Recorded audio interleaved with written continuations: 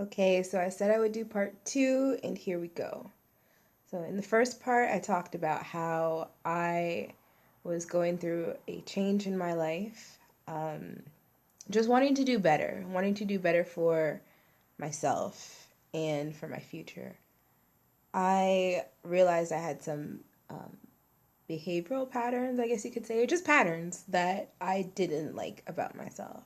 Um, One of those being, a really important one being, that when I want to, um, I guess, be perceived as like a kind person, a nice person, a good person, a loyal person, I overextend myself. I commit myself to friends, to people, to associates, to family, um, far beyond what is necessary, just so that I can be perceived as, oh yeah, Janique is great. Oh yeah, Janique will do anything you ask her. Oh yeah, Janique is just a lovely, wonderful, beautiful person and soul. And I truly believe that I am that. I am. I'm a great person. But I can be great and say no. I That's a huge thing that I had to learn. Like I can be really nice and also say no. That's where boundaries comes in. Oh my gosh, that's a beautiful word to me now. I learned boundaries. Like for the past 4 years teaching in Korea, I did not have any kind of, this is going to make sense. Hold on. I did not have any boundaries in my classroom. So my classes were hectic. They were crazy. Like the kids would do whatever they wanted, and I didn't want to be that teacher that yelled. I didn't want to be that teacher that was mean or anything. I wanted all the kids to love me. And you know what happens when you don't have boundaries? People will walk over you. People will walk over you, take advantage of you. And that's the thing that I dealt with in like a lot of past friendships and relationships. So I found the courage this year to set up my boundaries. And I don't feel like a bitch. Excuse me for the language, but I don't feel like a bitch.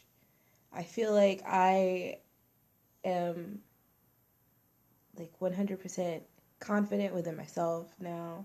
I feel like I have control of different situations. I feel like I now have more of myself to give because I have these boundaries. Like, because I can make this space and say, wait, that's too much. That's too much. I can't do that. Or, wait, this is something I don't like. Can you not do that? Like, I'm able to like reserve space to hold space for myself, to love myself and to love you. So that's a huge thing that I learned this year. Um, Another thing is in regards to burning bridges. Now, I maybe I should explain it this way. Hold on. So I'm a Gemini rising. I don't know if people actually like believe in all this stuff, but I do. I'm a Gemini. Wait, hold on. I'm a Gemini sun. I'm a Scorpio rising. Yes, and I'm a Cancer moon. And there's another one that's like important. No. Sun, moon, and rising are important, right? Okay. So no. Oh my gosh, we're gonna have to edit this for sure. I'm a Gemini sun. I'm a Scorpio rising, and I am a Capricorn moon. Capricorn moon basically means like I don't show my feelings at all. And I am super logical. Like that goes with like the Gemini part of me and the Capricorn part of me. Super logical. But then I have the Scorpio part of me, which is like, ooh, super emotional and like takes everything personally. And yeah, so that conflicts with my logical side a lot.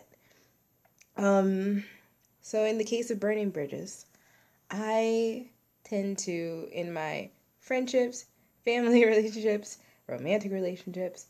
If I don't like something and I don't feel comfortable speaking up for myself, I will ghost you. I will get out of Dodge. You will never hear from me again. You will be blocked. You will be blocked on every single account. Like that's just how I've always operated. That was just my MO. And I honestly I don't see myself being happy that way. Like, as good as it might feel to get revenge on people in that respect, I don't it doesn't feel that great afterwards. It feels like, oh man, like I don't have anybody around me. Oh man, like I probably overreacted to that. Oh man, like I blocked them. How am I gonna like refriend them again without them knowing? You know, like that's just how it is. And like that goes along with boundaries. Like I had to learn how to stand up for myself and how to speak up for myself and say like, hey, that was crappy. What you said, what you did, I didn't like that. We can still be friends, but you know, like that was just a shitty way to say that, or that was just a shitty way to do that. And I should be like more more confident in saying that kind of thing to my friends, because if they care about me, they'll listen. If they don't care about me, then hey, I actually at least I got my point across and we can go our separate ways. It's fine. I really learned that lesson hardcore, I think, this past month. Oh God, I hate to put our business out there, but yeah, this is real. This is like stuff that will help people in the future, or now, not even in the future, like just now. I have a friend that I am surprisingly really close with. We get along great. We like, I swear that like this is like my brother from I from like another like I don't know how to explain it. Like he's basically like me in male form, and I'm just like, how? This is so cool. How? So he's so fun and great and cool, and it's like sometimes I wish like we were actually like biological family so that like we could never be separated, but whatever. But we got into it, but like I saw something that made me upset, and I thought I was dealing with it in a very adult manner, and I told him about it. I let it like sit for a minute and like try to like think about my feelings and like say, okay, like rationalize this. And so I thought about it for like a day or two. And then I messaged him, said what I had to say. It was all very very mature. It was never like, you said this, blah, blah, blah. It was never like really like that. But it was just like getting across, hey, this is not good. Like, I hope this is not how you feel or think. Like, please just let me know that, you know, you're still like you know. And I sent that with like all full intentions being good. Like my intention was that it would like, I guess, just make him see, oh wait, that's not the right way to go about that. But then that lower vibration energy, like this is the thing, once you get to a higher vibration, it's not necessarily that you can't go back to a lower vibration.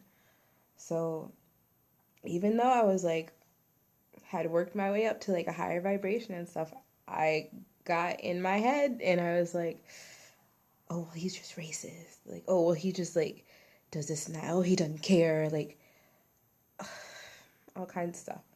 And I let that take over. And I was just like angry, mad, upset, like cried even. cried. And I was ready to burn that bridge. I was so ready to burn that bridge. But I couldn't do it. I couldn't do it.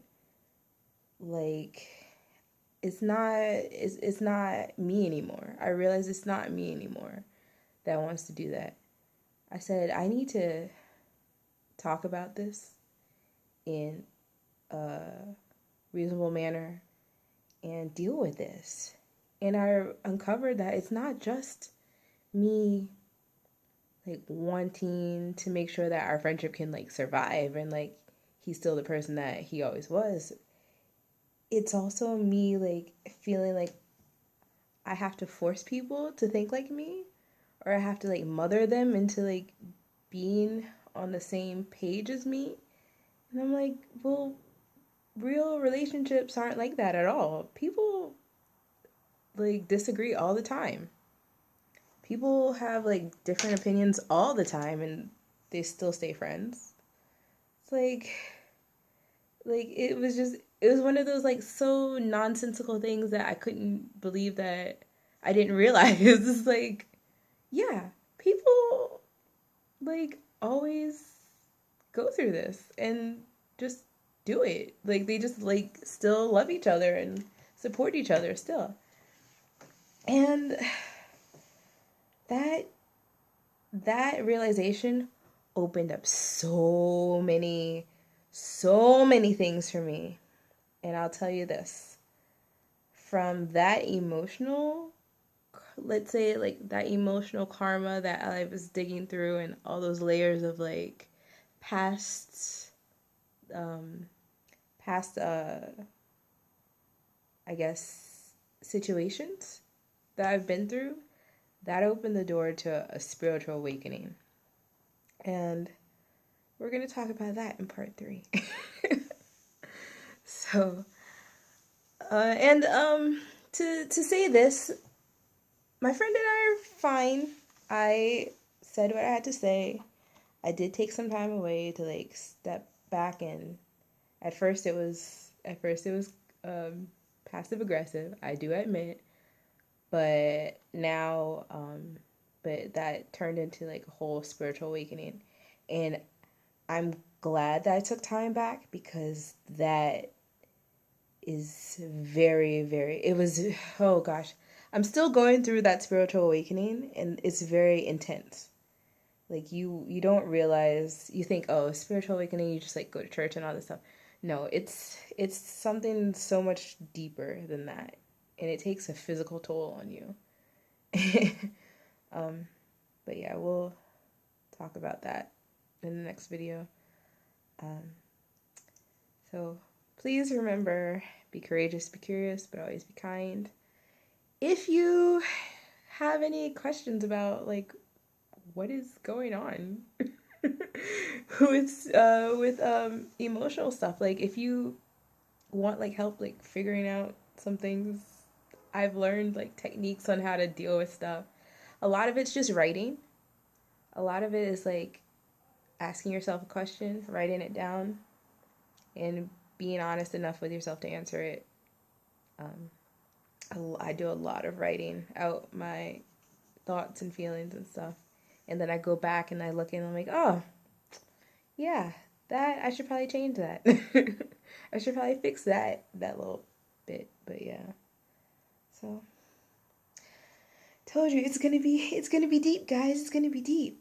And once we get out this deepness, then we'll be able to go forward and move forward with all the other things that are going to be amazing. All the travel videos that you guys are really wanting to see. And all like the more creative stuff that I've got for you. So, see you.